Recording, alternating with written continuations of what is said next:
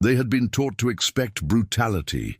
Nazi propaganda had painted the Allies as merciless savages who would torture, starve, and execute captured German soldiers without hesitation.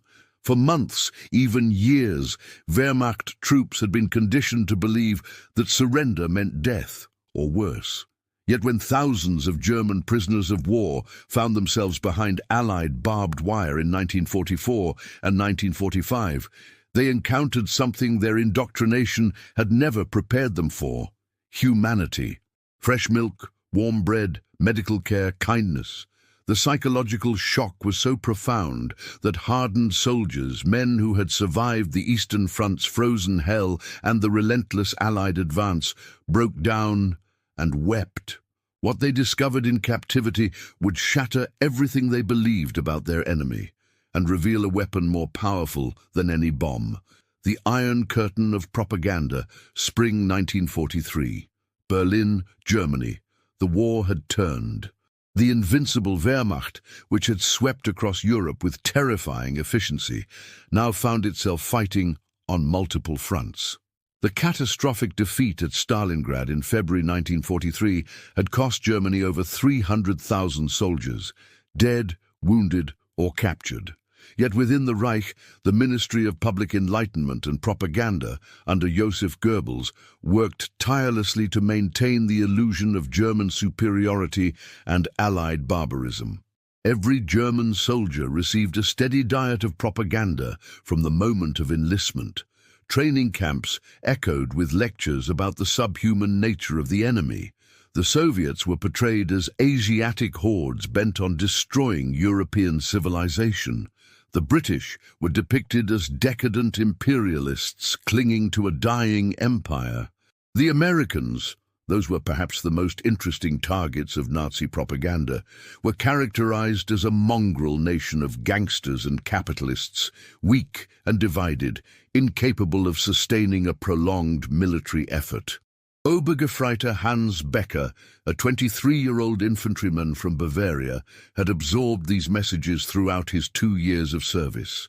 He had fought in France, survived the brutal winter campaigns in Russia, and by early 1944 found himself transferred to the Western Front as part of the Wehrmacht's desperate attempt to reinforce the Atlantic Wall.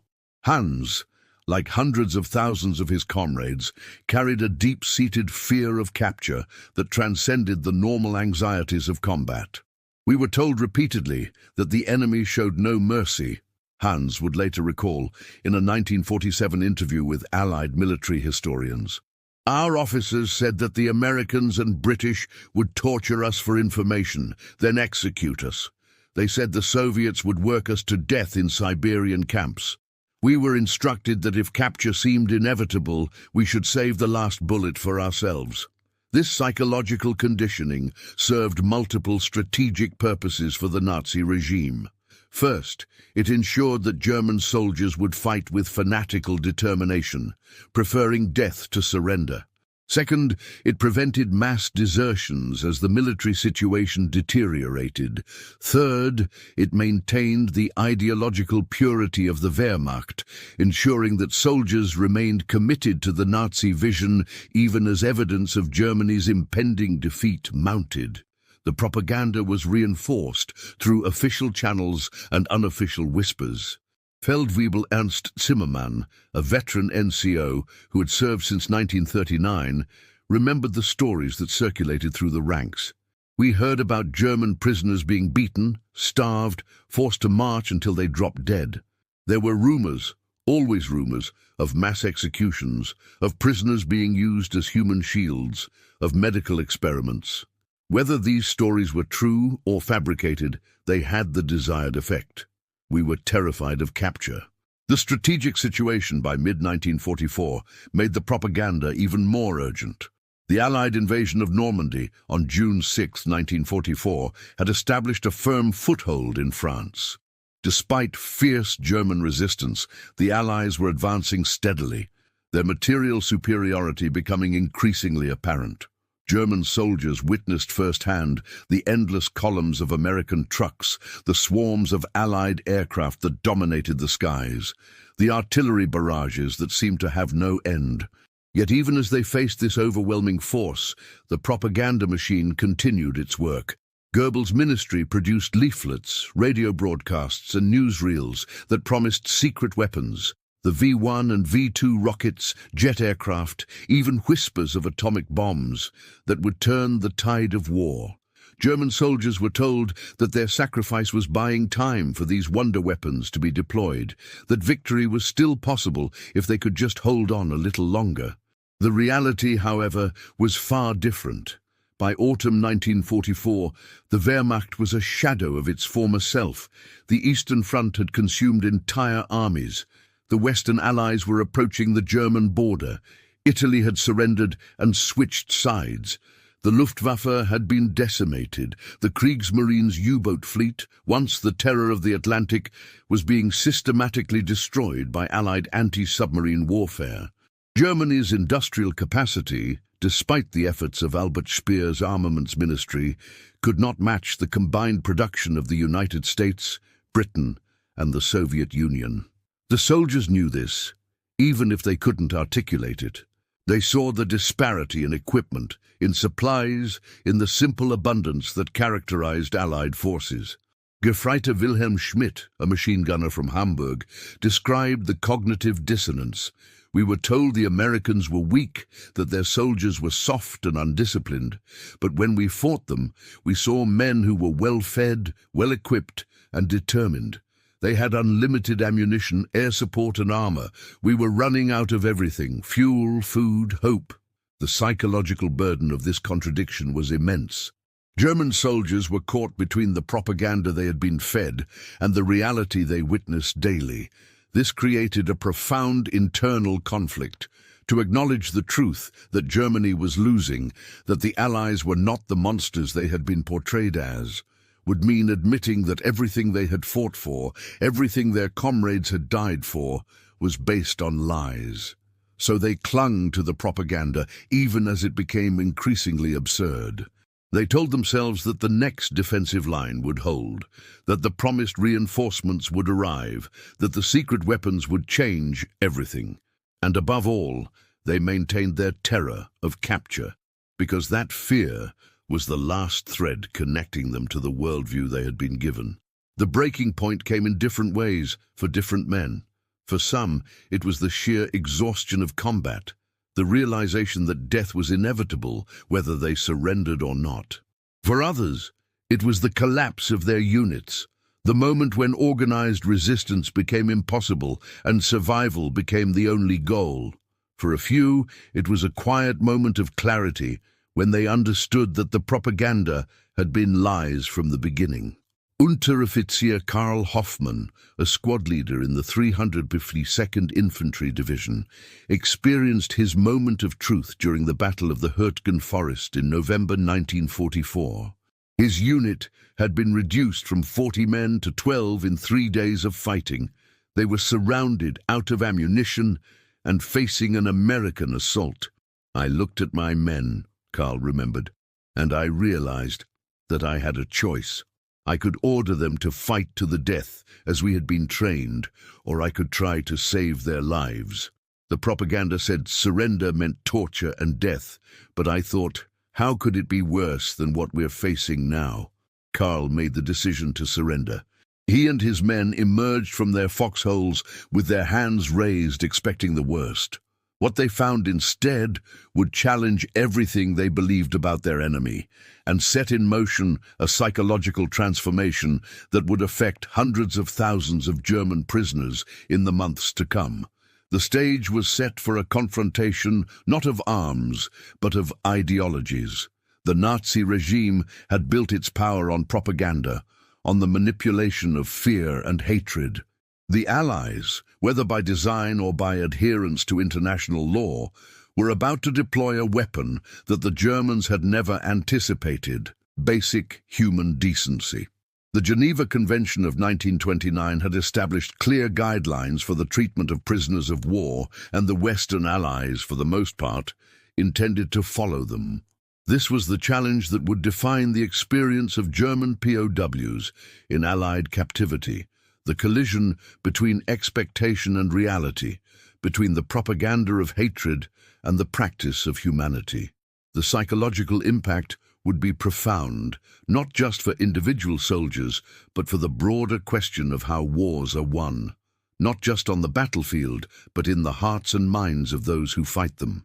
When the enemy became human, November 1944, near Aachen, Germany. The artillery had finally stopped. For Unteroffizier Karl Hoffmann and his 11 remaining men, the silence was almost more terrifying than the bombardment. They huddled in what remained of their bunker, really just a collapsed cellar in a destroyed farmhouse, knowing that American infantry would come soon.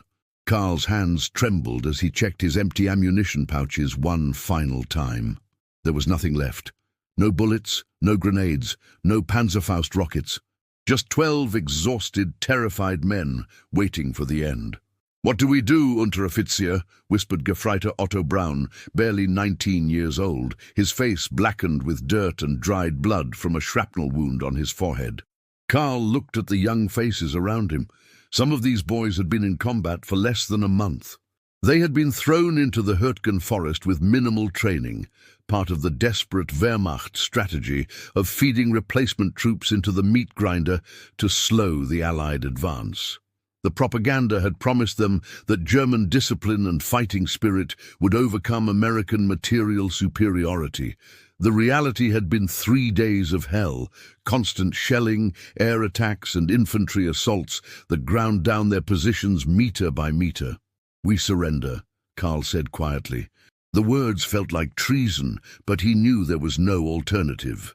"They'll kill us," Otto said, his voice breaking. "The officers said—" "The officers are dead," Karl interrupted. "All of them. We're alone. And I'd rather take my chances with the Americans than die here for nothing." The decision made, Karl had his men remove their helmets and weapons. They fashioned a white flag from a torn undershirt.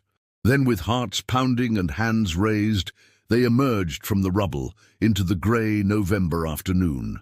The American soldiers appeared within seconds, a squad of infantry from the 1st Infantry Division, weapons trained on the Germans. Karl expected shouting, violence, perhaps immediate execution. Instead, the American sergeant, a stocky man with a weathered face, simply called out in broken German, "Hände hoch, slowly, no sudden moves." The Germans complied, moving with exaggerated care. American soldiers quickly searched them for weapons, removing watches and personal items, standard procedure that Karl had expected. But then something unexpected happened. One of the American soldiers, seeing Otto's bleeding head wound, called for a medic. "Medic, got a wounded Kraut here." Within minutes, an American medical corpsman was kneeling beside Otto, cleaning the wound and applying a proper bandage. Otto stared in disbelief as the American worked with professional efficiency, even offering him a drink of water from his canteen. This was not the behavior of the savage enemy described in Nazi propaganda. Karl and his men were marched to a collection point about 2 kilometers behind the American lines. The walk took them through the American rear area, and what they saw there shook them more than the combat had. The sheer abundance was staggering. Mountains of supplies, ammunition crates, fuel drums, food boxes, stacked everywhere. Trucks moving in endless convoys. Artillery pieces lined up wheel to wheel. Soldiers who looked well-fed, well-equipped, and remarkably casual about the whole business of war. "Mein Gott," muttered Gefreiter Hans Richter, a veteran of the Eastern Front. "We never had a chance, did we?" At the collection point, approximately 200 German prisoners had already been gathered. They sat in a muddy field, guarded by a handful of American soldiers who seemed more bored than hostile. Karl noticed that several wounded Germans were receiving medical treatment from American medics, treated with the same care as American casualties. This was profoundly disorienting. An American officer, a captain who spoke fluent German, addressed the assembled prisoners. "You are now prisoners of war of the United States Army. You will be treated in accordance with the Geneva Convention. You will not be harmed. You will receive food, water, and medical care. You will be transported to a processing center where you will be registered and assigned to a permanent camp. If you cooperate, you will be treated fairly." The words were met with stunned silence. The prisoners exchanged glances, uncertain whether to believe what they were hearing. The propaganda had been so insistent, so detailed in its descriptions of Allied brutality, that this civilized treatment seemed like a trick, a prelude to something worse. But then the food arrived. American soldiers distributed K-rations and canteens of water. The German prisoners, many of whom hadn't eaten a proper meal in days, fell upon the food with desperate hunger. Karl opened his K-ration box and found crackers, canned meat, chocolate, cigarettes, and powdered coffee. It was more food than he had seen in a single meal in months. Around him, men were eating with tears streaming down their faces, tears of relief, of exhaustion, of the sudden release of unbearable tension. Obergefreiter Friedrich Weber, a 32-year-old veteran from Cologne, sat beside Karl and spoke quietly. "This is not what they told us. This is not what we expected." "No," Karl agreed, "it's not." The prisoners were loaded onto trucks, American trucks, the famous deuce-and-a-halfs that seemed to be everywhere, and transported to a larger processing center near Liège, Belgium. The journey took several hours, and during that time, the Germans had ample opportunity to observe the Allied war machine in action. The roads were packed with military traffic moving in both directions. Supply convoys heading toward the front, ambulances bringing wounded back, tank transporters carrying armor forward. The scale of it was overwhelming. At the processing center, the psychological shock deepened. The facility was a former Belgian army barracks that had been converted into a POW reception center. Here, the Germans underwent a systematic but surprisingly humane process. They were registered, photographed, and given identification tags. They were allowed to wash, many for the first time in weeks. Their wounds were treated by medical personnel, and then, in what would become one of the most powerful moments in the experience of German POWs, they were fed a hot meal. The meal was simple: bread, soup, and milk. But for men who had been subsisting on inadequate rations, who had been told that capture meant starvation, the sight of that food was overwhelming. American cooks served the meal from large field kitchens, ladling thick vegetable soup into metal bowls and handing out slices of fresh white bread with butter. And then came the milk. Fresh, cold milk in metal cups. Karl Hoffmann watched as grown men, hardened soldiers who had survived years of combat, broke down and wept at the sight of that milk. Gefreiter Otto Braun held his cup with shaking hands, staring at it as if it were a miracle. "My mother used to give me milk," he whispered. "Before the war. I haven't had milk in, I can't remember how long." The emotional release was profound and widespread. Men who had maintained their composure through artillery barrages and infantry assaults found themselves sobbing over a cup of milk and a piece of bread. The psychological barriers that the propaganda had erected, the image of the enemy as inhuman monsters, crumbled in the face of this simple act of decency. An American chaplain, Captain Robert Morrison, moved among the prisoners, offering words of comfort in halting German. He had seen this reaction before, many times. "It's the kindness that breaks them," he would later write in his memoir. "They've been taught to expect cruelty, and when they receive compassion instead, the cognitive dissonance is so severe that their emotional defenses collapse. They weep not just from relief, but from the realization that they've been lied to about everything." The processing continued over the next 24 hours. The Germans were interviewed by intelligence officers, asked about their units, their commanders, the disposition of German forces. Most cooperated readily, not because they were coerced, but because the entire framework of their resistance had been undermined. If the Americans were not the monsters they had been told about, then what were they fighting for? If the propaganda about Allied treatment of prisoners was a lie, what else had been lies? Feldwebel Ernst Zimmermann, who had been captured near Metz in September. found himself assigned to help translate for newly arrived prisoners. He had been in American custody for 2 months and had undergone his own psychological transformation. Now he tried to ease the transition for the new arrivals. "Listen to me," he told a group of frightened young soldiers from a Volksgrenadier division. "Everything they told us was lies. The Americans follow the Geneva Convention. You will not be tortured. You will not be executed. You will be fed, clothed and housed. Yes, you are prisoners, and yes, you have lost your freedom, but you will survive. And when this war is over, and it will be over soon, you will go home." The impact of this message, delivered by a fellow German soldier, was powerful. The new prisoners wanted to believe it, but years of indoctrination made them suspicious. It was only through direct experience, through the daily reality of adequate food, medical care and humane treatment, that the psychological transformation could occur. By late 1944, the number of German POWs in Allied custody was growing exponentially. The failed Ardennes offensive in December would add tens of thousands more. The crossing of the Rhine in March 1945 would bring hundreds of thousands. And each of these prisoners would undergo the same psychological journey, from terror to disbelief to acceptance to, in many cases, a fundamental questioning of everything they had believed about the war and the Nazi regime. The Allied treatment of German prisoners was not perfect. There were incidents of abuse, of guards who sought revenge for fallen comrades, of overcrowded camps where conditions were harsh.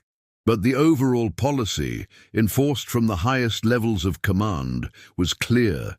Prisoners would be treated in accordance with international law. This was not just a moral position, but a strategic one. The Allies understood that humane treatment of prisoners served multiple purposes. It encouraged surrender. It provided valuable intelligence, and it demonstrated the superiority of democratic values over Nazi ideology. For Karl Hoffmann and his men, that first night in American custody was a revelation. They slept in heated barracks, on actual bunks with blankets. They had full stomachs for the first time in months, and they were alive, unharmed, treated with a basic dignity that the propaganda had insisted was impossible. "I kept waiting for the other shoe to drop," Karl would later recall. "I kept thinking, this is temporary. Soon they'll show their true nature." But it never happened. Day after day, week after week, they treated us fairly. And slowly I began to understand that we had been fighting for a regime that had lied to us about everything, about the enemy, about the war, about what we were fighting for. That realization was more devastating than any military defeat. The weapon that the Allies had deployed, intentionally or not, was proving more effective than any bomb or bullet. By treating German prisoners with humanity, they were undermining the very foundation of Nazi ideology. They were demonstrating that the propaganda was false, that the enemy was not subhuman, that there was an alternative to the brutal worldview that had led Germany into catastrophic war. The psychological impact would ripple outward, affecting not just the prisoners themselves, but the broader German population, as the war drew to its inevitable conclusion. When the propaganda machine confronted an inconvenient truth, December 1944, Berlin, Reich Ministry of Public Enlightenment and Propaganda. Oberführer Heinrich Müller sat in his cramped office on the 3rd floor of the ministry building, reviewing intelligence reports with growing unease. Müller was not the famous Gestapo chief of the same name, but rather a mid-level propaganda officer tasked with monitoring enemy broadcasts and assessing their impact on German morale. What he was reading in these reports, compiled from intercepted letters, debriefings of escaped prisoners, and intelligence gathered from neutral countries, was deeply troubling. German soldiers who had been recaptured after escaping from Allied POW camps were telling stories that contradicted everything the ministry had been broadcasting. They spoke of adequate food, medical care, heated barracks, and humane treatment. Some even expressed reluctance about returning to German lines, preferring the safety of captivity to the chaos of the collapsing front. "This is impossible," Müller muttered, underlining a particularly problematic passage. A Wehrmacht corporal who had escaped from a camp near Cherbourg reported, "The Americans gave us 3 meals a day, more food than we had seen in months. They treated our wounded. They even showed us American films on Saturday nights. I only escaped because I felt it was my duty, but I knew I was leaving safety for almost certain death." How could this be reconciled with the official narrative? For years, Goebbels' ministry had invested enormous resources in portraying the Allies, particularly the Americans, as brutal, disorganized, and morally bankrupt. The propaganda served multiple purposes.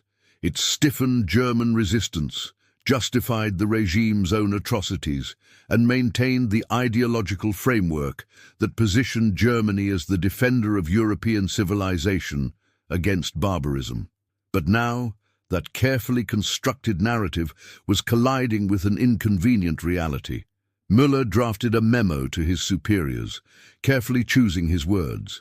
In the Nazi bureaucracy, being the bearer of bad news was dangerous. Recent intelligence suggests that enemy treatment of prisoners may not align with our public messaging. Recommend assessment of potential impact on troop morale and civilian population. Suggest possible adjustment of propaganda emphasis. The response came swiftly and predictably. Müller was summoned to a meeting with ministerial rat Klaus Hartmann, a senior propaganda strategist who had been with Goebbels since the early days of the party.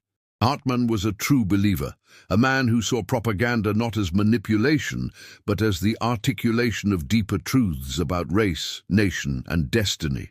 "Your memo suggests doubt, Oberfuhrer," Hartmann said coldly, not inviting Müller to sit. "Doubt is a luxury we cannot afford. The Führer has made clear that the enemy is to be portrayed as subhuman, as incapable of civilized behavior. This is not merely propaganda. It is truth. If individual soldiers report otherwise, they have been deceived by enemy psychological warfare, or have proven themselves weak and susceptible to corruption." "But, Herr Ministerial Rat," Müller ventured carefully, "the reports are consistent across multiple sources, and we're beginning to see evidence that soldiers at the front are more willing to surrender because they no longer fear capture. This could have serious operational consequences." Hartmann's face darkened. "Then we must intensify our messaging.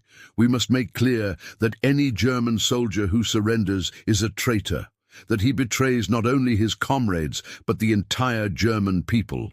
We must emphasize that the enemy's apparent kindness is a trap, designed to extract intelligence and break the will of our fighting men. And we must remind our soldiers of what awaits Germany if we lose: the complete destruction of our nation, the enslavement of our people." And this was the Nazi response to cognitive dissonance. Double down. Within days, new propaganda directives were issued to all Wehrmacht units. Leaflets were distributed emphasizing that Allied kindness to prisoners was a psychological operation designed to weaken German resistance. Radio broadcasts featured expert analysis, explaining that the Americans were fattening up German prisoners to use them as slave labor after the war. Newsreels showed carefully edited footage of German POWs in Soviet camps, genuinely horrific conditions, while implying that Western Allied camps were identical. But the propaganda was fighting a losing battle against reality. By December 1944, hundreds of thousands of German soldiers had been captured by Western Allied forces. Many of these men had family members still in Germany, and despite censorship, information was filtering back through various channels. Letters from prisoners, though heavily censored, still conveyed the basic message: "I am alive, I am being treated well, I have enough to eat." Hauptmann Werner Vogel, an intelligence officer with Army Group B, was tasked with interrogating German soldiers who had escaped from Allied captivity and returned to German lines. His reports painted a disturbing picture. Disturbing, that is, from the perspective of Nazi ideology. The returnees consistently report adequate food, medical care, and generally humane treatment, Vogel wrote in a classified report to his superiors. More concerning is their psychological state. Many express confusion about why they were told to expect torture and execution. Some openly question whether other aspects of our official narrative might also be false. I have observed a marked decline in fighting spirit among soldiers who have had contact with these returnees. The knowledge that capture by Western forces is not a death sentence appears to be eroding willingness to fight to the last man. Vogel's report was forwarded up the chain of command, eventually reaching the desk of General Oberst Alfred Jodl, Chief of the Operations Staff of the Armed Forces High Command. Jodl was a professional soldier, not a party ideologue, and he understood the operational implications immediately. If German soldiers no longer feared capture, the Wehrmacht's defensive capabilities would collapse even faster than they already were. Jodl convened a meeting with senior officers to discuss the problem. "Gentlemen," he began, "we face a crisis of morale that is as dangerous as any military threat. Our soldiers are learning that the enemy treats prisoners humanely, and this knowledge is undermining their will to resist. We cannot win battles with men who would rather surrender than fight." General Major Rudolf Hoffmann, a divisional commander who had recently been rotated back from the Western Front, spoke bluntly. "Herr Generaloberst, with respect, the problem is not that our soldiers are learning the truth about Allied treatment of prisoners. The problem is that we lied to them in the first place. They feel betrayed. They wonder what else we've lied about. And frankly, they are right to wonder." The room fell silent. Such candor was rare in the upper echelons of the Wehrmacht by late 1944, where defeatism could be punished by death. But Hoffmann was expressing what many officers privately believed. The Nazi regime's propaganda had created expectations that reality could not sustain, and the resulting cognitive dissonance was destroying military effectiveness. Jodl chose his words carefully. "The political leadership has determined our information strategy. Our task is to implement it effectively. I want new directives issued to all units emphasizing that surrender is treason, that prisoners will be used as slave labor, that their families will suffer consequences. We must also increase the presence of SS security units to prevent unauthorized surrenders." But even as these orders were issued, the situation was spiraling beyond the regime's control. In the field, German officers were witnessing the breakdown of discipline firsthand. Oberleutnant Franz Steiner, commanding a company of the 276th Volksgrenadier Division near the Roer River, recorded in his diary, "December 18th, 1944. Lost another squad today. They simply walked toward American lines with their hands up. I could have ordered them shot, but what would be the point? The men know that capture means survival. They know the propaganda was lies. I cannot blame them for choosing life over death for a cause that is already lost." The Nazi leadership's response to this crisis revealed the fundamental weakness of a system built on lies.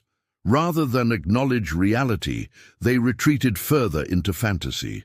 Goebbels' propaganda became increasingly shrill and disconnected from facts. Radio broadcasts promised imminent victory through secret weapons.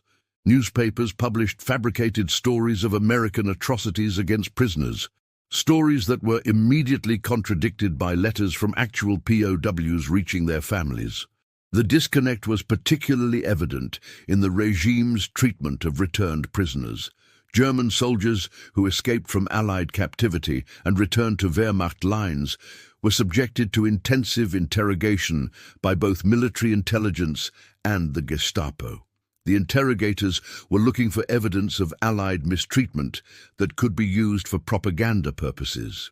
Instead, they found testimony that undermined the official narrative. Gefreiter Paul Schmidt, who had escaped from a POW camp in France in November 1944, was interrogated for 3 days by Gestapo officers in Trier. His testimony, preserved in captured German records, reveals the regime's desperation. They kept asking me about torture, about starvation, about executions. I told them the truth, that I had been well treated, that the food was adequate, that sick prisoners received medical care. They became angry. They accused me of being brainwashed by enemy propaganda. They suggested I was a coward who had enjoyed the comfort of captivity. Finally, they warned me that if I spoke about my experiences to other soldiers, I would be charged with defeatism and undermining military morale. I was sent back to my unit with a notation in my file that I was politically unreliable. This pattern repeated itself across thousands of cases. The Nazi regime found itself in an impossible position. It needed information from returned prisoners for intelligence purposes, but the information those prisoners provided contradicted the propaganda narrative. The solution was to suppress the testimony, intimidate the witnesses, and continue broadcasting lies that fewer and fewer people believed. By January 1945, the propaganda system was collapsing under the weight of its own contradictions.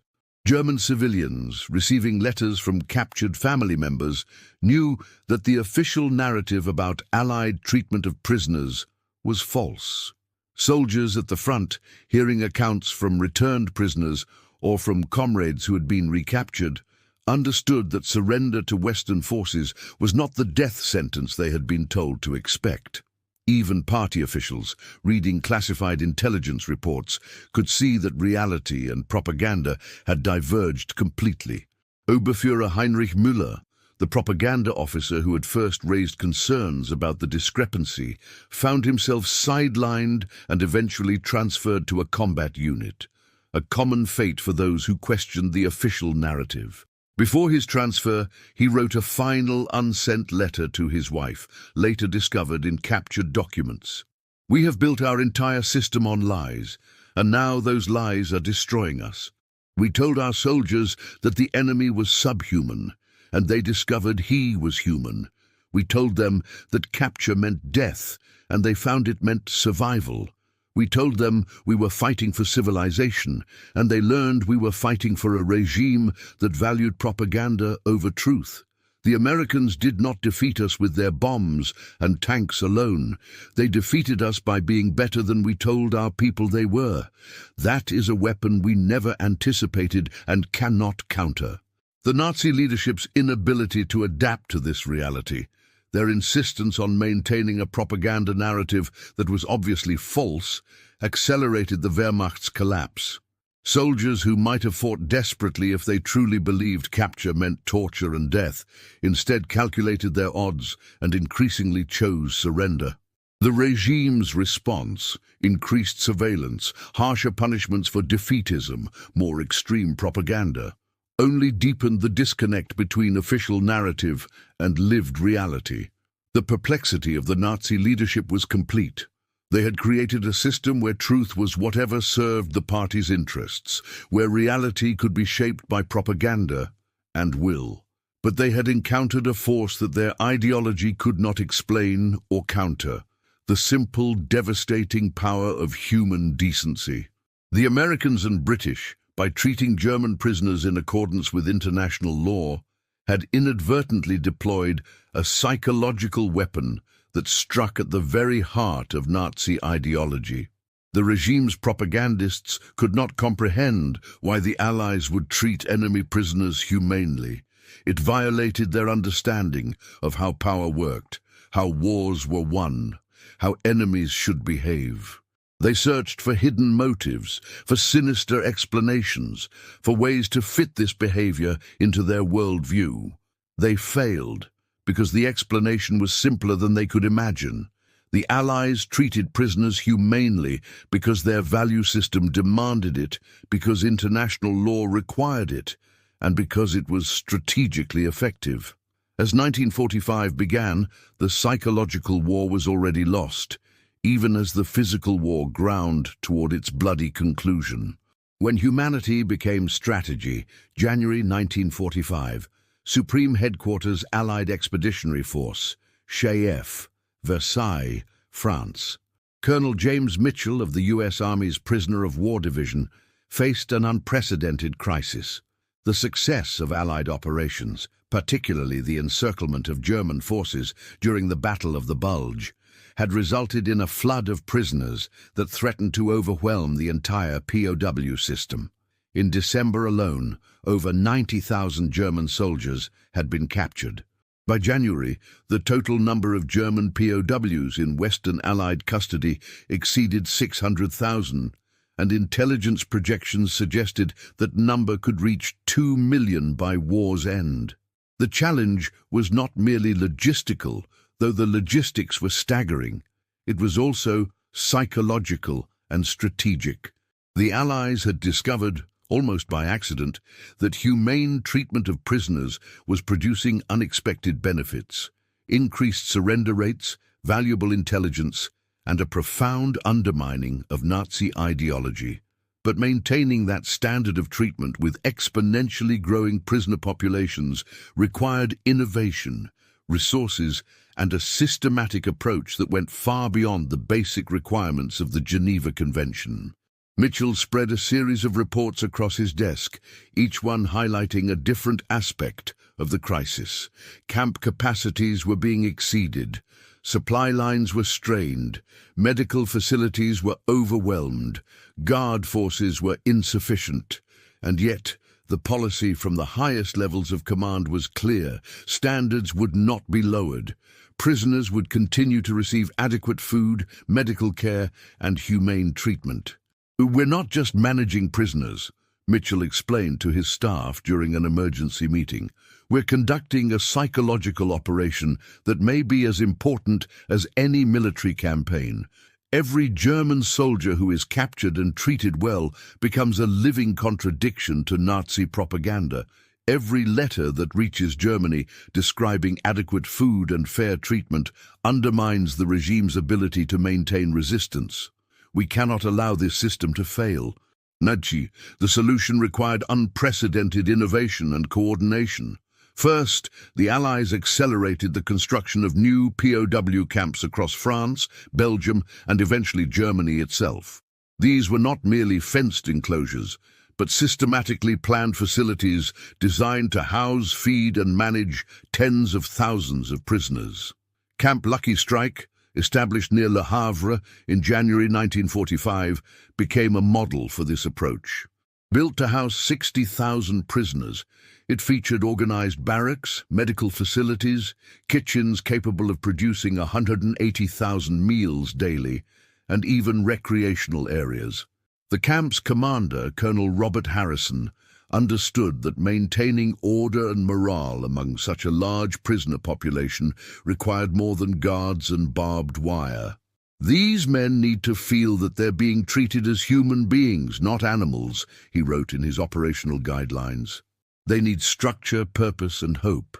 If we can provide that, they'll police themselves and will avoid the security problems that come with desperation and despair."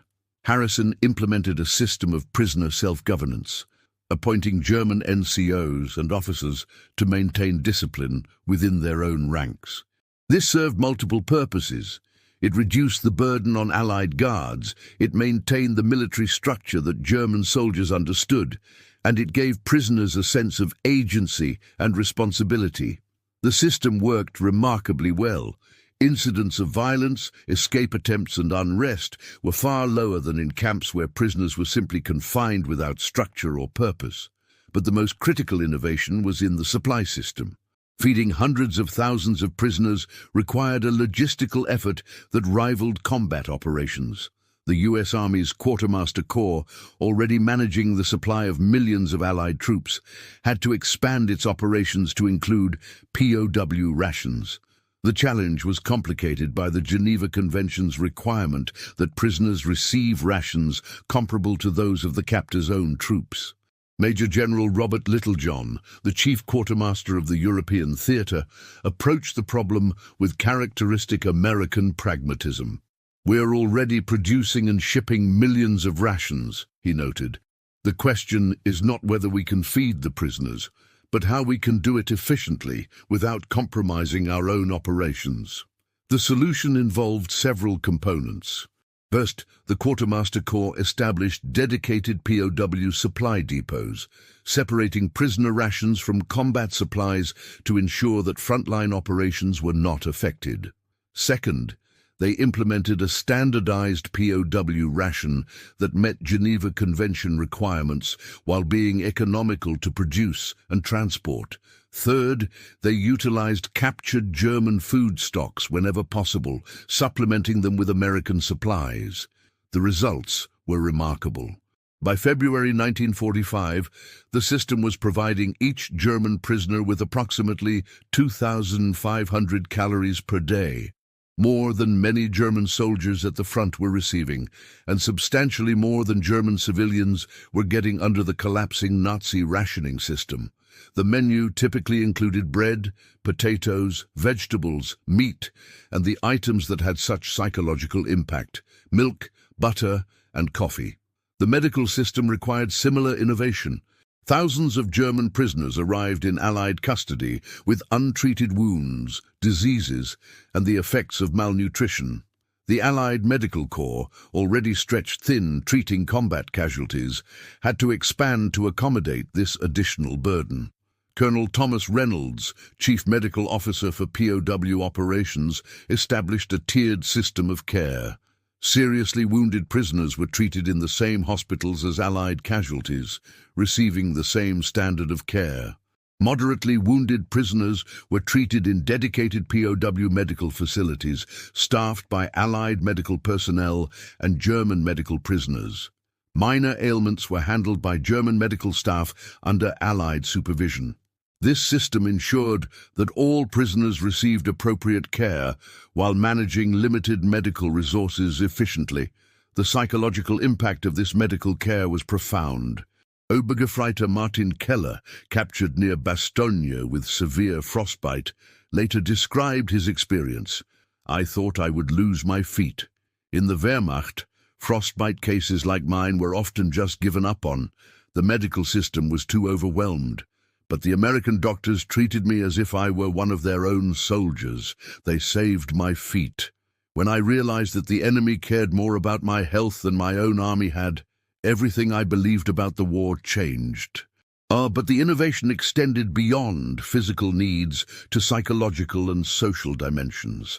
Allied authorities recognized that idle prisoners with no hope and no purpose could become a security threat and a management nightmare. The solution was to implement work programs, educational opportunities, and recreational activities, all within the framework of the Geneva Convention, which prohibited forcing prisoners to perform military labor, but allowed voluntary work for pay. Thousands of German prisoners volunteered for labor details, working in agriculture, construction, and logistics. They were paid in camp currency that could be used to purchase additional items from camp canteens: cigarettes, toiletries, writing materials. This system gave prisoners a sense of purpose and normalcy, reducing the psychological strain of captivity. Captain William Bradford, a camp administrator at a facility in Normandy, implemented an educational program that became a model for other camps. "Many of these prisoners are young men whose education was interrupted by the war," he explained. "We're offering classes in mathematics, languages, history, and vocational skills. This serves multiple purposes. It keeps them occupied, it prepares them for eventual return to civilian life, and it exposes them to information and perspectives they never received under the Nazi system." The educational programs were carefully designed. History classes, for instance, presented factual information about the war's origins and progression, information that contradicted Nazi propaganda. Language classes taught English and French, opening up access to Allied newspapers and radio broadcasts. Vocational training in carpentry, mechanics, and agriculture provided practical skills for post-war reconstruction. The psychological transformation that resulted from these programs was documented by Dr. Henry Dix, a British psychiatrist assigned to study POW populations. His research, conducted through interviews with thousands of prisoners, revealed a consistent pattern. The longer a prisoner remains in Allied custody, the more completely his Nazi indoctrination breaks down. The combination of humane treatment, adequate food, access to accurate information and time to reflect creates a psychological environment where critical thinking can emerge. Many prisoners undergo what can only be described as a political and moral awakening. But maintaining this system under the pressure of rapidly growing prisoner populations required constant adaptation. In March 1945, as Allied forces crossed the Rhine and began the final campaign into Germany, the number of prisoners increased exponentially. Entire German divisions surrendered en masse. On some days, more than 50,000 prisoners were taken. The POW system, despite all the innovations and preparations, was pushed to its breaking point. Colonel Mitchell and his staff worked around the clock to manage the crisis. New camps were established in captured German territory, utilizing former Wehrmacht barracks and facilities. Supply routes were extended deeper into Germany. Guard forces were supplemented by reassigning rear-echelon troops and utilizing trusted German prisoners as auxiliary guards for their own compatriots. The most critical innovation during this period was the establishment of temporary cage facilities, large open-air enclosures where prisoners could be held for processing before transfer to permanent camps. These cages were controversial, as conditions were necessarily more austere than in established camps. Prisoners slept in tents or in the open. Sanitation facilities were basic, and the food, while adequate in calories, was monotonous. The Rheinwiesenlager, the Rhine Meadow camps, became the most notorious of these facilities. Established in April 1945 to handle the massive influx of prisoners as Germany collapsed, these camps held hundreds of thousands of German soldiers in open fields along the Rhine. Conditions were harsh, particularly in the early weeks before supply systems could be fully established. German propaganda, and later some historians, would portray these camps as deliberate death camps. The reality was more complex. They were emergency facilities, established to manage an unprecedented logistical challenge. And while conditions were difficult, they were temporary and improved rapidly as resources were allocated.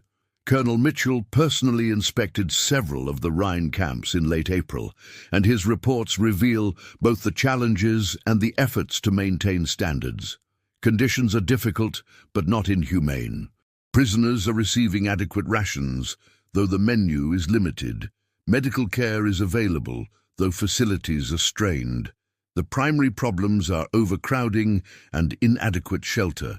We are working to transfer prisoners to permanent camps as quickly as possible. Despite the difficulties, mortality rates remain low, and there is no evidence of systematic mistreatment. The innovation and adaptation continued, even as the war entered its final days. When Germany surrendered on May 8, 1945, the Western Allies held over 3.4 million German prisoners. Managing this population, feeding them, housing them, processing them, and eventually repatriating them, required a sustained effort that continued for years after the war's end. The strategic value of this effort became clear in the post-war period. German prisoners who had experienced Allied captivity returned to Germany with first-hand knowledge that contradicted Nazi propaganda. They became, in effect, ambassadors for democratic values and Western institutions. Their testimony helped undermine any lingering support for Nazi ideology and facilitated Germany's post-war transformation. Feldwebel Ernst Zimmermann, who had been captured in September 1944 and spent 8 months in American custody, returned to his hometown of Frankfurt in 1946. His experience was typical of hundreds of thousands of German POWs. I left Germany, believing in the Führer and the righteousness of our cause. I returned understanding that we had been lied to about everything. The Americans treated us better than our own government had. They fed us, cared for us, and showed us that there was an alternative to the brutal ideology we had been taught. That experience shaped the rest of my life and, I believe, helped shape the new Germany that emerged from the ruins. The innovation and adaptation that characterized Allied POW operations represented more than logistical achievement.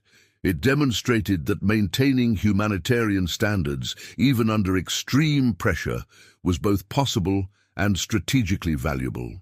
The Allies had faced a crisis that could have justified cutting corners, lowering standards, and treating prisoners as mere burdens. Instead, they chose to innovate, to adapt, and to maintain their commitment to humane treatment. That choice had consequences that extended far beyond the war itself, shaping the post-war order and demonstrating that military victory and moral principle need not be in conflict. When ideology met reality and shattered, April 1945, near the Ruhr Pocket, Western Germany, General Major Friedrich Schulz stood in the ruins of what had once been his command post, staring at a map that no longer reflected reality. His division, the 89th Infantry Division, had been encircled by American forces for 3 weeks. Supplies were exhausted, ammunition was nearly gone, his men were starving. And yet Berlin continued to send orders demanding that he fight to the last man, that surrender was treason, that relief was coming.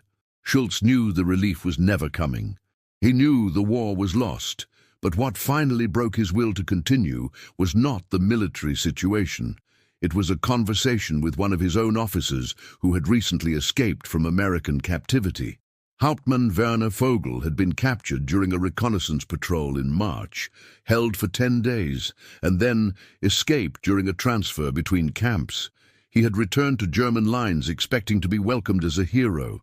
Instead, he found himself interrogated by the Gestapo and viewed with suspicion by his fellow officers. But Schulz, desperate for intelligence about American capabilities and intentions, had asked Vogel to brief him privately. "Tell me the truth, Hauptmann," Schulz said quietly. "What did you see?" Vogel hesitated, then spoke with the careful precision of a man who knew his words could be considered defeatist. "Herr General, everything we have been told about the enemy is false. The Americans have resources beyond anything we imagined. Their supply system is so efficient that they feed their prisoners better than we feed our own troops. Their medical care is superior to ours. Their morale is high because they believe in what they're fighting for, and their treatment of prisoners." He paused. "Sir, they treated me with more dignity than I have seen our own army show to German soldiers." Schulz absorbed this in silence. Then he asked the question that had been haunting him. "If I order this division to surrender, what will happen to my men?" "They will live, Herr General. They will be fed, treated for their wounds, and eventually sent home to their families. If you order them to fight to the last man, they will die for nothing." On April 18, 1945, General Major Schulz surrendered his entire division, over 8,000 men, to the U.S. 8th Armored Division. The scene that followed was repeated across Germany in those final weeks of the war. German soldiers, expecting the worst, instead encountered American troops who processed them efficiently, provided food and water, and treated them with professional courtesy. The psychological impact was devastating to any remaining belief in Nazi ideology. Obergefreiter Hans Becker, who had fought since 1942 and had absorbed years of propaganda, described his surrender near Leipzig. "We emerged from our positions with our hands up, certain we would be shot. Instead, an American sergeant offered me a cigarette and asked if I was wounded. When I said no, he pointed toward a collection area and said, 'Go that way. You'll get food and water.' That was it. No brutality, no revenge, just efficiency and basic decency. I stood there smoking that American cigarette, and I realized that everything I had fought for was based on lies.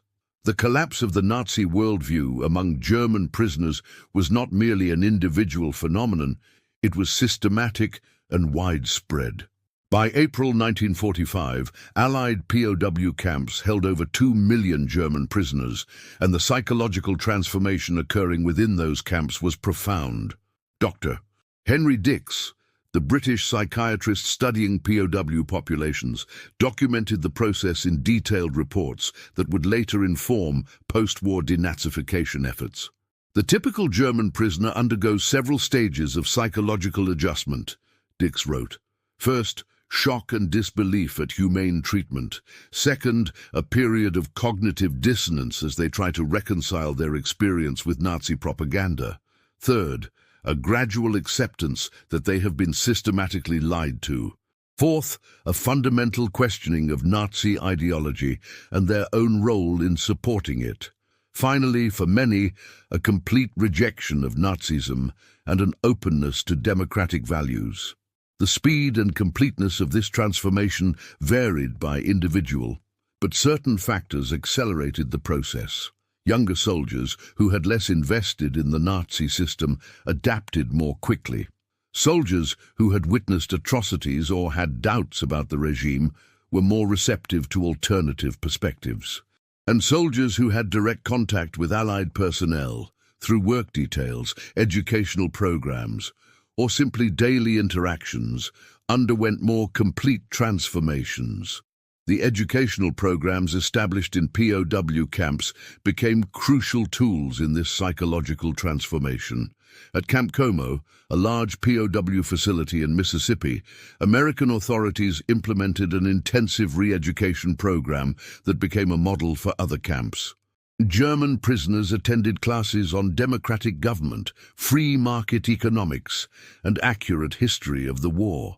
They were shown documentary films of Nazi atrocities, footage from liberated concentration camps that many prisoners initially refused to believe was real. Feldwebel Karl Hoffmann, who had surrendered in November 1944, participated in the Como program. His testimony, recorded in 1946, reveals the psychological journey. When they first showed us the films from Bergen-Belsen and Dachau, I thought it was propaganda, that the Americans had staged it. But then they brought in German civilians who had lived near the camps, who testified about what they had seen. They showed us documents, photographs, testimony from survivors. The evidence was overwhelming. I had fought for a regime that committed industrialized murder. That realization was more painful than any physical wound I had received in combat. The impact of this psychological transformation extended beyond individual prisoners to affect the broader German population. Despite Nazi censorship, information about Allied treatment of prisoners filtered back to Germany through various channels. Letters from prisoners, though censored, conveyed the basic message of adequate treatment. Escaped prisoners, despite Gestapo intimidation, shared their experiences with family and friends. German civilians in occupied territories could see POW camps and observe that prisoners were not being tortured or executed. This information flow had a devastating effect on German morale and resistance. By April 1945, German soldiers on the Western Front were surrendering in unprecedented numbers. Entire units would negotiate surrender terms, asking only for assurance that they would be turned over to American or British forces rather than the Soviets. The distinction was crucial. While Western Allied treatment of prisoners was generally humane, Soviet treatment was often brutal, reflecting the savage nature of the Eastern Front War. The contrast between Western and Soviet treatment of prisoners became a factor in German strategic calculations. Generaloberst Alfred Jodl, in one of his final staff meetings before Germany's surrender, acknowledged the reality. Our soldiers will fight desperately against the Bolsheviks because they know that capture means death or Siberia, but they will surrender readily to the Anglo-Americans because they know they will survive. This asymmetry has destroyed our ability to maintain a coherent defense. The numbers bore this out. In the final month of the war, the Western Allies captured over 1.5 million German prisoners, while German forces in the East continued to fight with fanatical determination. Entire German armies conducted fighting retreats westward, trying to reach American or British lines before the Soviets could capture them. The German military leadership, recognizing that the war was lost, focused their final efforts on saving as many soldiers as possible from Soviet captivity by surrendering them to the Western Allies. The psychological impact on German civilians was equally profound. As Allied forces advanced into Germany, they were often met not with the fanatical resistance that Nazi propaganda had promised, but with white flags and civilians eager to surrender. The population had been terrorized by years of propaganda about what Allied occupation would bring: mass executions, rape, starvation.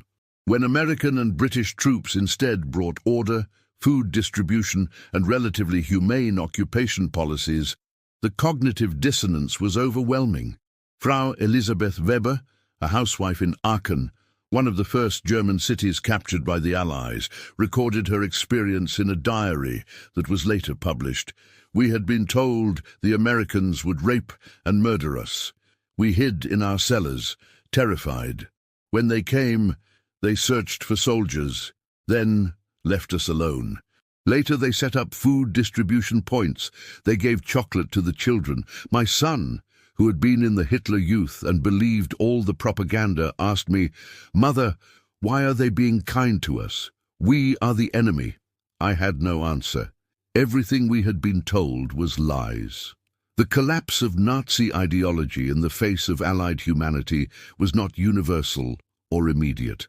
Hardcore Nazi believers, particularly SS members and party officials, maintained their ideology even in captivity. Some prisoners refused to participate in re-education programs, rejected evidence of Nazi atrocities, and clung to the belief that Germany had been betrayed rather than defeated. These men would form the core of neo-Nazi movements in the post-war period. But they were a minority. The vast majority of German prisoners underwent some degree of psychological transformation, ranging from simple relief at survival to complete rejection of Nazism. This transformation was facilitated by the systematic nature of Allied POW operations, the consistent humane treatment, the access to accurate information, the time and space to reflect on their experiences. Dr. Dix concluded in his final report, "The Allied treatment of German prisoners of war represents one of the most successful psychological operations of the war, though it was not primarily designed as such.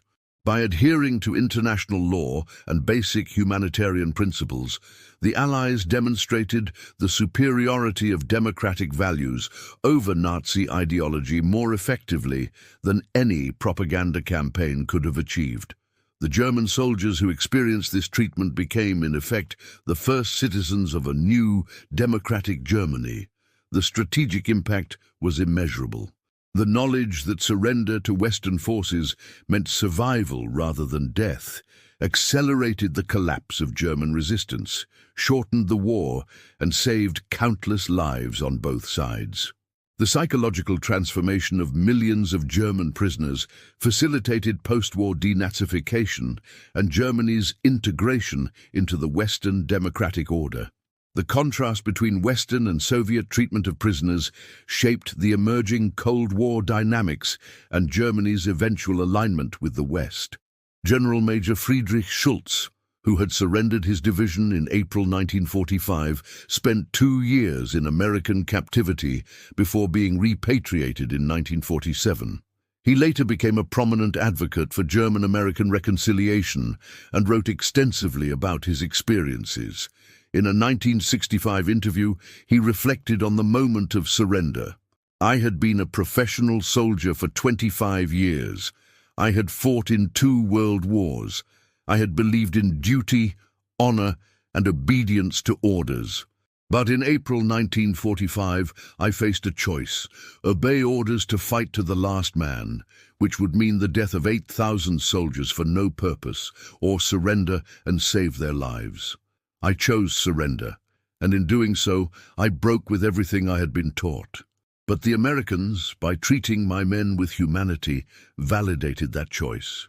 They showed me that there was a higher duty than obedience, the duty to preserve life and human dignity. That lesson shaped the rest of my life and, I hope, contributed to building a better Germany. The weapon that the Allies had deployed, humanity in the face of inhumanity, decency in response to brutality, had achieved what bombs and bullets alone could never accomplish: the complete delegitimization of Nazi ideology and the creation of conditions for Germany's democratic transformation. The tears shed by German prisoners over fresh milk and warm bread were not merely tears of relief or gratitude. They were tears of recognition that they had been lied to, that their enemy was more humane than their own government, that the ideology they had fought for was morally bankrupt. That recognition, multiplied across millions of prisoners and filtering through to the broader German population, helped ensure that Nazism would not rise again from the ashes of defeat. When captivity became the foundation of reconciliation, May 8, 1945, Victory in Europe Day. The war in Europe was over. Nazi Germany had surrendered unconditionally. Cities lay in ruins, millions were dead, and an entire continent faced the monumental task of reconstruction. But amid the devastation, an unexpected foundation for the future had already been laid in the POW camps, where millions of German soldiers had experienced an alternative to the brutal ideology that had led their nation to catastrophe. Colonel James Mitchell stood in his office at SHAEF headquarters, reviewing the final statistics of the POW operation. The numbers were staggering. Over 8 million German prisoners in Western Allied custody, with more surrendering daily as isolated units emerged from hiding. The logistical achievement of managing this population was unprecedented in military history. But Mitchell understood that the true significance of the operation extended far beyond logistics. "We didn't just capture an army," he remarked to his deputy. "We captured the future of Germany." What we do with these men in the coming months and years will determine whether Germany becomes a peaceful democracy or a breeding ground for the next war. The challenge of managing millions of prisoners in the immediate post-war period was immense. With the fighting over, the POW population actually increased as German soldiers who had been in hiding or who had tried to blend into the civilian population turned themselves in. They came because word had spread. Surrender to the Western Allies meant survival, food, and eventual return home. The contrast with Soviet captivity, where German prisoners faced years of forced labor in brutal conditions, made Western camps seem like sanctuaries. The Allied authorities faced a fundamental decision: how quickly to repatriate prisoners, and under what conditions. The Geneva Convention required that prisoners be returned home promptly after hostilities ended. But the Allies also recognized an opportunity and a responsibility to use the captivity period for re-education and denazification.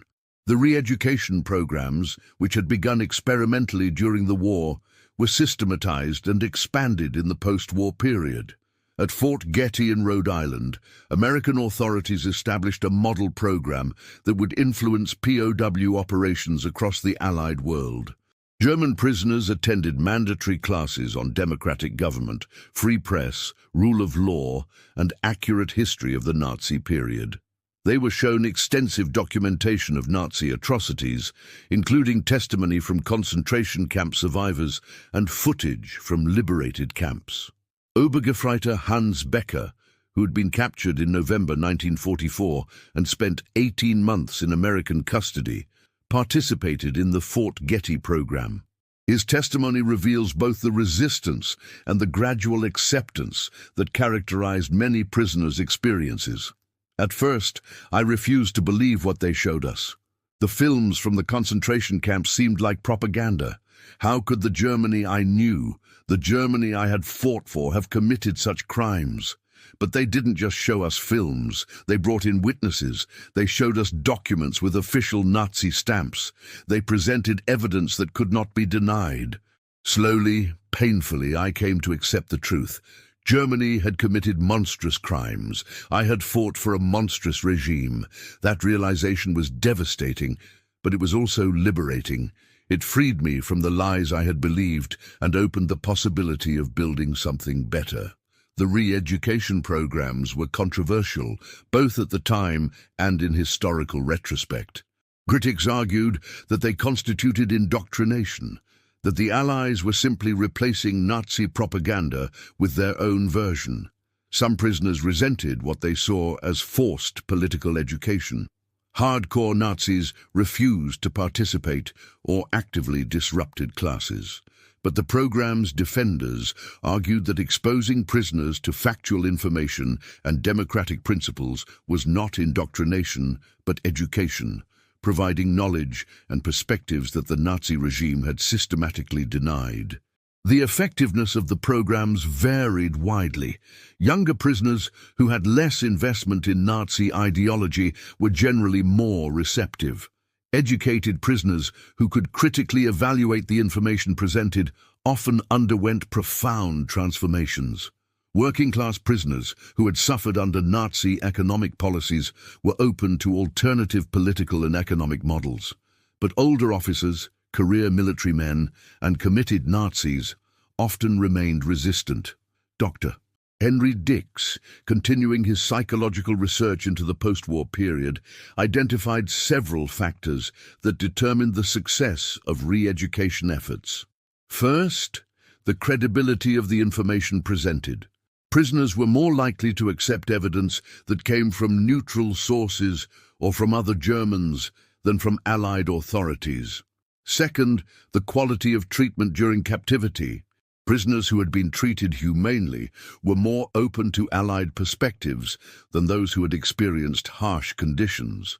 Third, the individual's personal experiences during the war. Prisoners who had witnessed atrocities or had doubts about the regime were more receptive to re-education. Fourth, hope for the future. Prisoners who believed they could return home and rebuild their lives were more willing to embrace new ideas than those who felt they had no future. Then the repatriation process began in earnest in late 1945 and continued through 1948. Priority was given to sick and wounded prisoners, then to farmers and skilled workers needed for German reconstruction. The process was complicated by the division of Germany into occupation zones and the emerging Cold War tensions. Prisoners were screened for war crimes, Nazi party membership, and potential security threats. Those cleared were gradually released and sent home. Feldwebel Ernst Zimmermann was repatriated to the American occupation zone in Germany in March 1946. He returned to find his hometown of Frankfurt in ruins, his family struggling to survive, and a society in chaos. But he also found opportunities that would have been impossible under the Nazi regime. The Americans were hiring Germans to help with reconstruction and administration, Zimmermann recalled. Because I spoke English, learned in the POW camp, and because I had been cleared in the denazification process, I was hired to work as a liaison between the American military government and German civilians. That job became my entry into a new life. I helped distribute food, organize housing, and eventually worked in the administration that would become the government of the Federal Republic of Germany. Zimmermann's experience was replicated across thousands of former prisoners. The skills they had learned in captivity, languages, vocational training, exposure to democratic institutions, made them valuable in the reconstruction effort. More importantly, their psychological transformation made them advocates for democracy and opponents of any return to Nazi ideology. The impact of the POW experience on German political development was profound. When the Federal Republic of Germany was established in 1949, many of its founding politicians, administrators, and civic leaders were men who had spent time in Allied POW camps. They brought with them not just technical skills, but a fundamental reorientation toward democratic values and Western integration. Konrad Adenauer, who became the first Chancellor of West Germany, recognized the importance of this cohort. Though he himself had not been a POW, he understood that the millions of German men who had experienced Allied captivity represented a constituency for democracy and reconciliation. His government actively recruited former POWs for positions in the new democratic institutions, recognizing that their experiences had prepared them for the task of building a new Germany. The contrast with the Soviet zone was stark.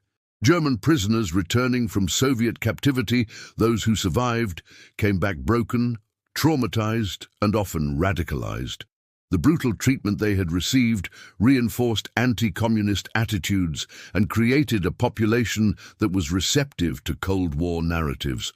The division of Germany into democratic West and communist East was thus partly shaped by the differential treatment of prisoners during and after the war. The long-term psychological impact of the POW experience continued to shape German society for decades. Sociological studies conducted in the 1950s and 1960s found that former POWs held in Western Allied camps were significantly more likely to support democratic institutions, favor Western integration, and oppose neo-Nazi movements than Germans who had not been captured. They were also more likely to acknowledge German responsibility for the war and Nazi atrocities. Professor Wilhelm Stuckart, a sociologist at the University of Heidelberg who conducted extensive research on former POWs, concluded, "The experience of Allied captivity created a generation of Germans who had directly experienced the contrast between Nazi brutality and democratic humanity. This experience immunized many of them against the appeals of extremist ideologies and made them committed supporters of the democratic order."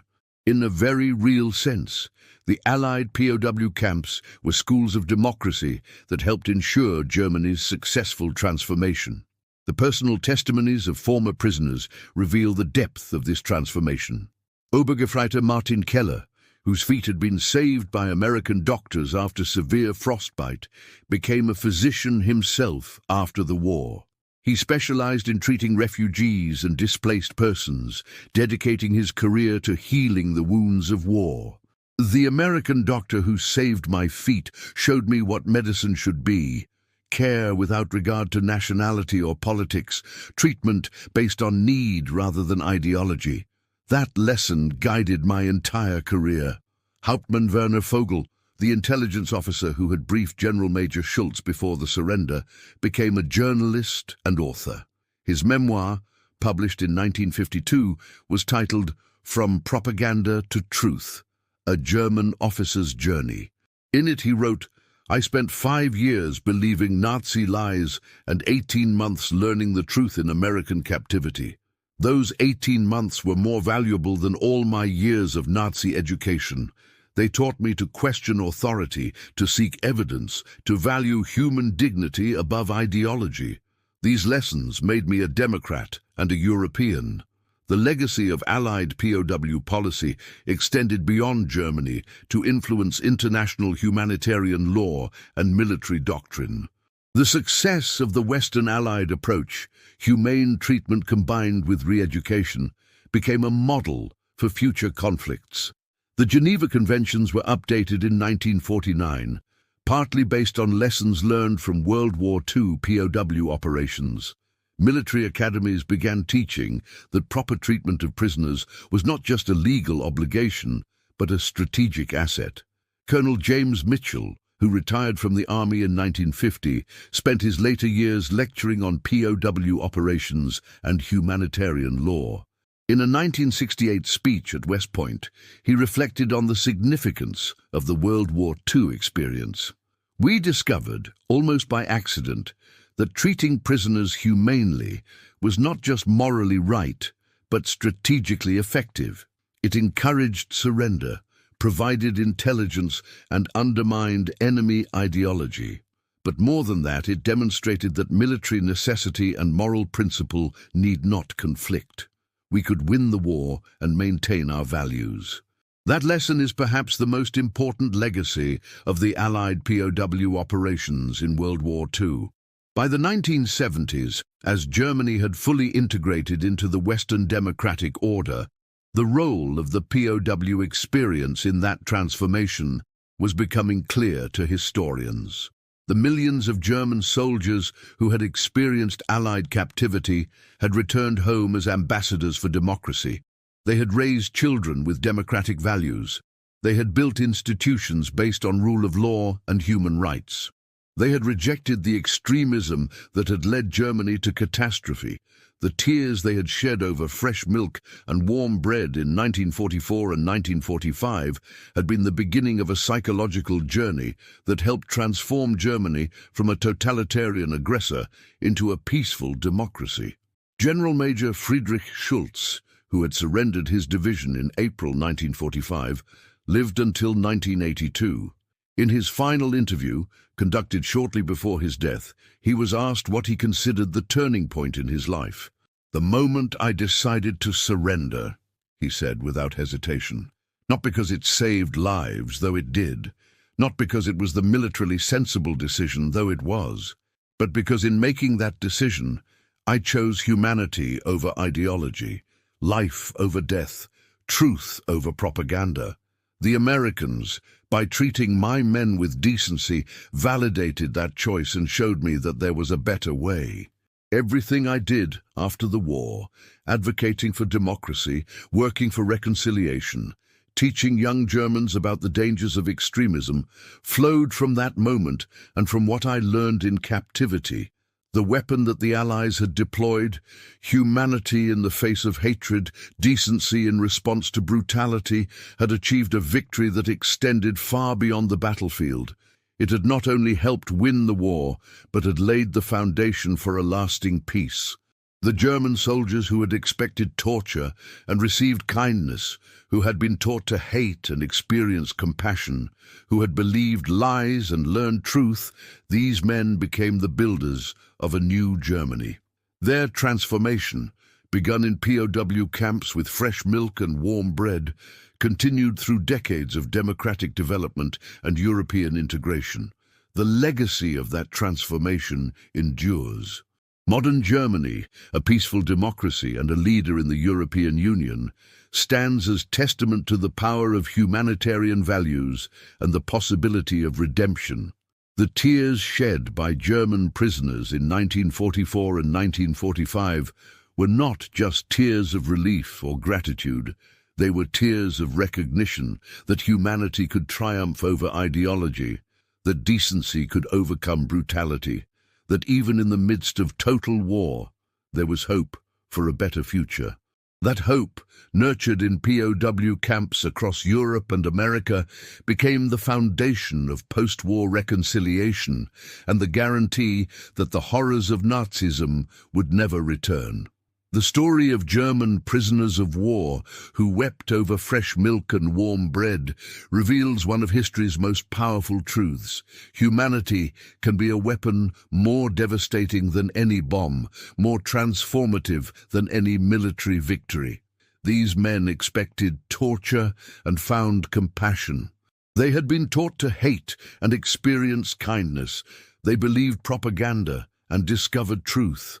Their tears were not just relief, they were the breaking point of an entire ideology. In those moments, Nazi propaganda shattered against the simple reality of human decency. The Allied forces, by adhering to the Geneva Convention and treating prisoners with basic humanity, didn't just capture soldiers, they captured hearts and minds, and in doing so, helped forge the foundation of a democratic Germany that would rise from the ashes of the Third Reich. This wasn't just a footnote in military history. It was a psychological operation of unprecedented scale, one that proved moral principles and strategic effectiveness need not conflict. The millions of German soldiers who experienced Allied captivity returned home as ambassadors for democracy, helping to ensure that the horrors of Nazism would never return. What do you think about this incredible chapter of World War II history? Have you heard stories from your own family about the war? Do you believe that humanity and compassion can truly change the course of history? Share your thoughts in the comments below. I read every single one and love hearing your perspectives. If this story moved you, please hit that subscribe button and ring the notification bell so you never miss our deep dives into the untold stories of history. We're building a community of history enthusiasts who believe that understanding the past helps us build a better future. And if you want to explore more incredible World War II stories that challenge everything you thought you knew, check out the video I'm recommending next. It's another journey into the human side of history that will leave you thinking long after it ends. Thank you for watching. Thank you for being part of this community. And remember, history isn't just about dates and battles. It's about human beings making choices that echo through generations. The choice to show compassion, even to enemies, changed the world. What choices will we make today? See you in the next video.